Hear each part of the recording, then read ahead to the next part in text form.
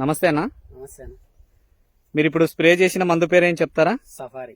Safari. Safari గ్రోవెల్ అని రెండు ఉంటాయి, ఒకటే డబ్బాలో వస్తాయి అవి. మీ పేరు? వీరేష్. వీరేష్ కంపాడు, బాపురం కంపాడు, ఎమ్మెగనూరు పక్కలే ఉంటుంది విలేజ్ కూడా ఇది. ఈ సఫారీ గ్రోవెల్ అనే మందులు ఒకటే డబ్బాలో రావడం జరుగుతుంది. దీన్ని దేనికోసం స్ప్రే చేశారు మీరు? ఫ్లోరింగ్ ఆకముడుతుంటే కూడా నీట్ గా అవుతుంది. ఓకే, బాగా వస్తుంది. ఇది పింజలలో ఈ సఫారీకి వచ్చినాయి. ఓకే. ఎన్ని రోజులు అయింది కరెక్ట్ గా కొట్టి దీన్ని? ఇది 8 రోజులు అవుతుంది. ఓకే, వదిలిన ఒకసారి 8 రోజులు అవుతుంది.